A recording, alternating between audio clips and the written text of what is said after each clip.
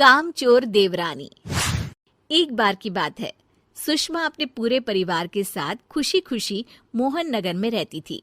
उसकी 2 बहुएं थी, पल्लवी और शिवानी। एक दिन दोनों बहुएं रसोई में काम कर रही होती है कि तभी उनकी सास सुषमा उन्हें बुलाती है। अरे बहू, जरा इधर तो आना। शिवानी, जरा जाकर देखना सासू माँ क्या कह रही हैं। दीदी आप ही देख लो ना जाकर, आपको भी तो सुनाई दे रहा है। अरे मैं आटा गूंद रही हूँ ना, तुम चली जाओ। हाँ तो मैं भी तो सब्जी काट रही हूँ ना दीदी। अरे बहू जल्दी आओ। ओफो, ये तो जाएगी नहीं। मैं ही जाकर देखती हूँ कि क्या करना है। पल्लवी सुषमा के कमरे में जाती है। जी मम्मी जी, क्या हुआ?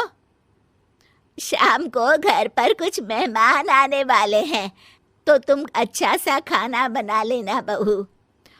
ठीक है मम्मी जी, आप बता दीजिए क्या क्या बनाना है और कितने लोग आ रहे हैं। सुनील की मौसी जी और उनका पूरा परिवार आ रहा है। कुल मिलाकर 3 लोग और हमें मिलाकर हुए 9 लोग।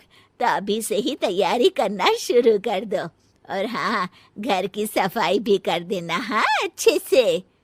जी मम्मी जी, सब काम हो जाएगा, आप चिंता मत कीजिए। पल्लवी शिवानी को घर में मेहमान आने वाले हैं इसके बारे में बताती है। क्या 9 लोगों का खाना बनाना होगा, घर की सफाई करनी है? बाप रे, सासू माँ ने तो हमें घर की नौकरानी ही समझ कर रखा है। ऐसा नहीं बोलते शिवानी, हम इस घर की बहू हैं और घर के काम करना हमारा फर्ज है। दीदी तो है ही सासू माँ की चमची, जब देखो सासू माँ सासू माँ। मैं तो इतना सारा काम नहीं करने वाली। शिवानी कपड़े लेकर गमला साफ कर रही होती है और चक्कर आने का नाटक करने लगती है। मेरा सर चकरा रहा है। तभी वहां पल्लवी और सासू माँ जाते हैं। अरे बहू, क्या हो गया तुम्हें? मम्मी जी, बहुत तेज सर में दर्द हो रहा है। तुम एक काम करो शिवानी, आराम कर लो। नहीं नहीं दीदी, घर में मेहमान आने वाले हैं, मुझे आपकी मदद करनी चाहिए। अरे कोई बात नहीं शिवानी, तुम आराम कर लो, मैं सब काम कर लूंगी। ठीक है दीदी, अगर आप इतना कह रही हैं तो आराम कर लेती हूँ। शिवानी आराम से अपने कमरे में मैगजीन पढ़ रही होती है। इसे कहते हैं आराम की जिंदगी। इतना सारा काम। चलो सारा काम खत्म हो गया, शिवानी को देख आती हूँ। शिवानी अपने कमरे में ईयरफोन में गाने सुनते सुनते सो जाती है और उसके साइड में मैगजीन भी रखी होती है। पल्लवी वहां आ जाती है और वो सब देखती है। ओहो, तो मतलब सब काम चोरी का बहाना था। अभी बताती हूँ इसको। घर का सारा काम मुझे करना पड़ा और ये महारानी यहाँ मैगजीन पढ़ रही है, गाने सुन रही है। पल्लवी रसोई से एक प्लेट और चम्मच लेकर आती है और शिवानी को थाली बजाकर उठाने लगती है। शिवानी अचानक से उठती है। उठ गई महारानी, गाने भी सुन लिए, मैगजीन भी पढ़ ली। तुम तो बहुत बड़ी झूठी निकली शिवानी। तुमने सर दर्द का बहाना बनाया ताकि काम करने से बच सको। हाँ बनाया बहाना, तो क्या करती, इतने सारे काम करती। मुझे कोई शौक नहीं है चापलूसी का। क्या चापलूसी? तुम्हें लगता है कि मैं सारे काम चापलूसी के लिए कर रही हूँ? नहीं तो क्या। तभी वहां सासू माँ आ जाती हैं। अरे बहू, वो लोग बस आने ही वाले हैं, तुम तैयारियां कर लो। जी सासू माँ, तुझे तो मैं बाद में देखती हूँ।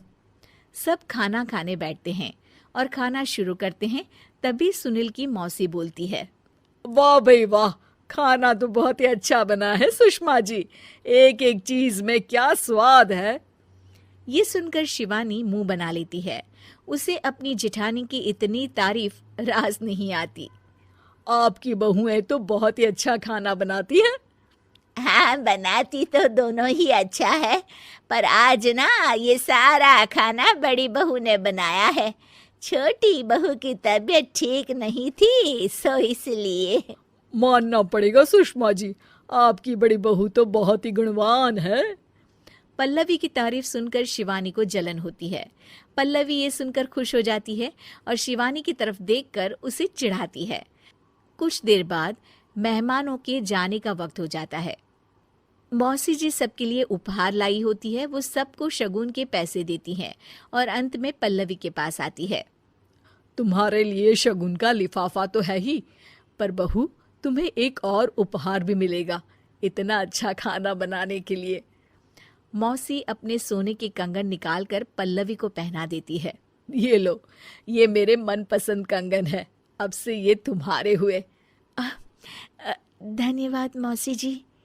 ये देखकर शिवानी तो पूरी तरह से जल जाती है और गुस्से से रसोई में चली जाती है। तभी वहां पल्लवी आ जाती है और उसे अपने कंगन दिखाने लगती है। देवरानी जी, अब आपका सर दर्द ठीक तो है ना? मुझे लगता है कि अब सर दर्द शुरू हो गया होगा आपका।